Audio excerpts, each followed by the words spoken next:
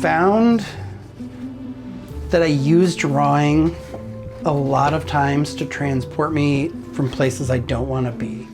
Like, and I think that that's probably a pretty common thing, like certainly for kids in school, like, you know, all through school, like drawing was the one way that I could kind of hold on to that bit of freedom in my, like, okay, well, my brain is mine, like I can draw, I can make these things as crazy as I want. I mean, I don't know what I'd do if I couldn't draw. Like it's sort of everything.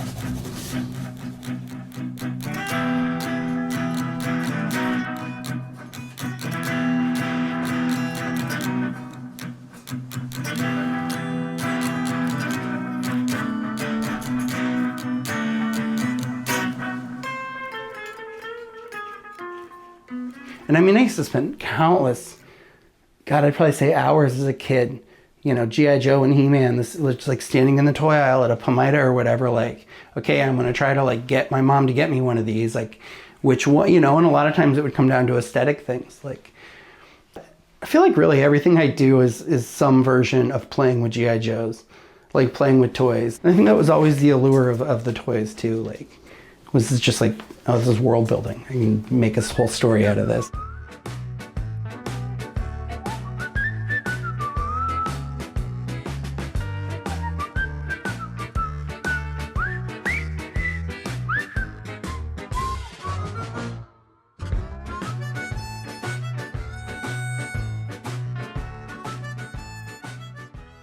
The idea was that I was doing the comic was going to be, it's like an intergalactic like space congress.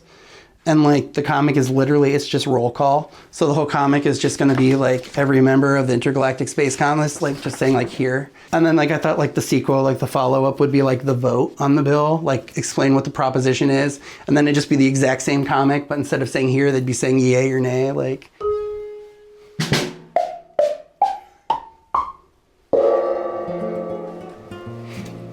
Anybody who sees this stuff and knows is going to be like, oh yeah, this is, you know, he's doing Jim Nutt and Carl Worsom drawings.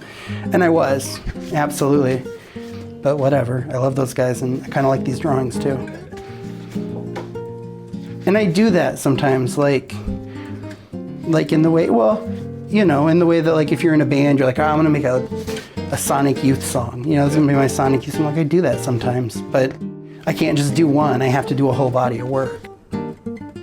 So like as a kid, like I was an art nerd, like, and that's a thing I've heard Gary Panter say too, but you know, like by the time I was like 14, 15, like I was building my own library of art books and collections of, you know, people that I liked and things that I thought were interesting and going down rabbit holes like Art Crumb and learning about like Zap Comics and Basquiat and then like learning about the whole neo-expressionism movement and like people like Francisco Clemente and Julian Schnabel and, a lot of those other people who were making like figurative art again in like the early 80s. And instead of bringing in these characters from, you know, G.I. Joe or He-Man or the cartoons that I'm watching, I started to view artists as characters. And I started to view their styles and their personalities as characters. And they ended up kind of becoming objects of play and fantasy in my internal world where, you know, instead of imagining myself as you know, a G.I. Joe in my fantasy play, it was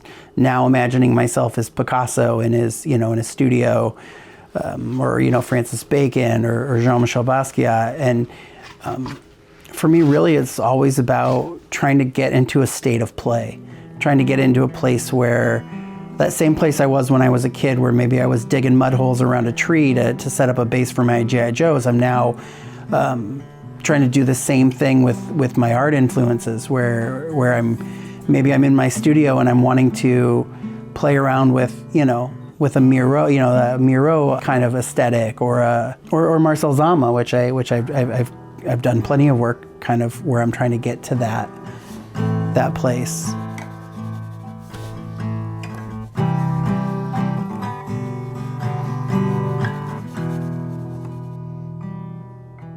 I was pissing all my instructors off because like I would, you know, we'd have a critique and, you know, like I'd have one thought, I'd be like, I'm doing time travel paintings and this is the direction, you know, and then the next week I'd show up and I'd have these little like these little like landscape paintings, and I'd be like, I'm gonna do Albert York paintings now. I'm just doing little landscape paintings, and they'd be like, what am I supposed to do with you? Like, you can't even hold still. I went to a private Catholic college, again, not by choice, but just because it was the geography. It's the college in the area that I went to.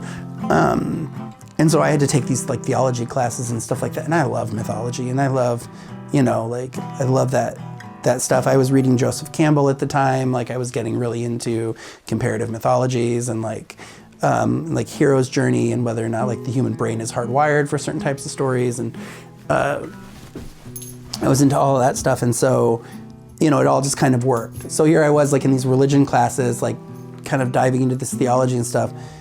So those were the drawings that I started to make when I was sitting in that class.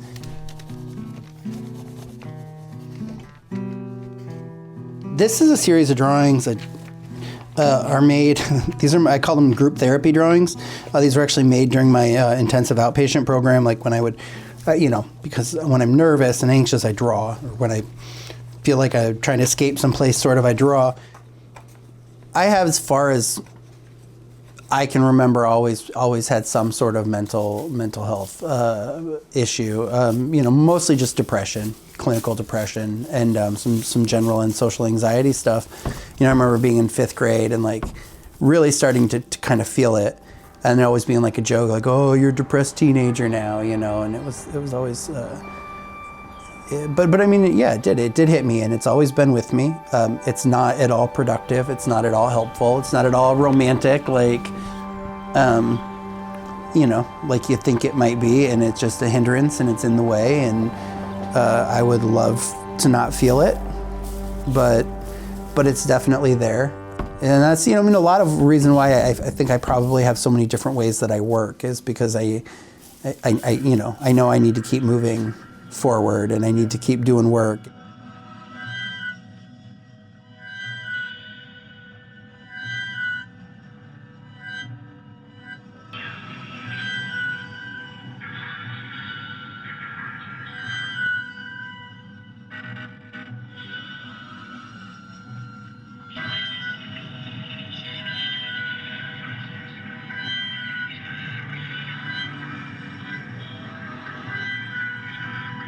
In a lot of ways, like the depression is like my schoolyard bully, or like my neighborhood bully or something. And like, so my brain and body keep coming up with other routes home, so I don't have to walk by the bully's house, kind of thing. Like, oh, go this way or that way.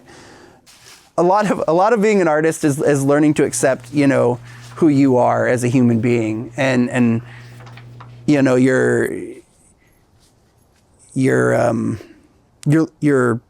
your flaws as well as your strengths, and just being like, I don't know, knowing where the landmines are buried.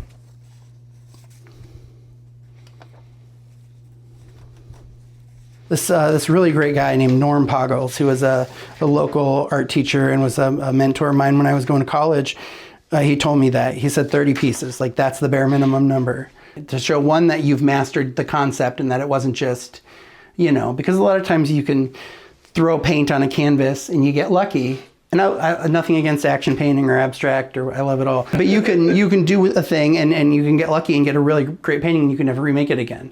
So like yeah, the painting might be amazing, but like you don't get credit as being like a craftsman or a master of your, not that I give a shit about craftsmanship either, but that ability to reproduce it, that ability to do it over and over again is, and he said like 30 pieces, 30 pieces is like, and I do tend to find that I get about 28, 29, almost to 30. And then I'm like, I think I might have gotten it all out.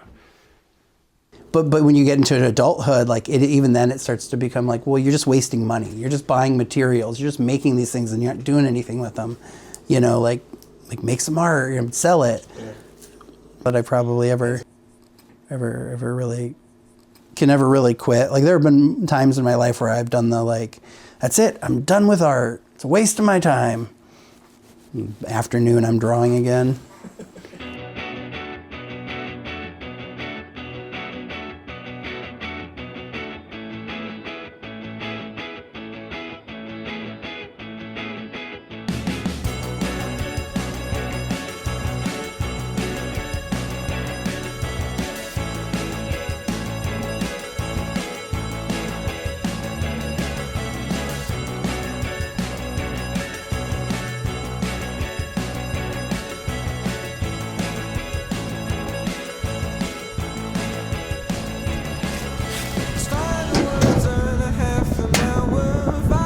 Empty.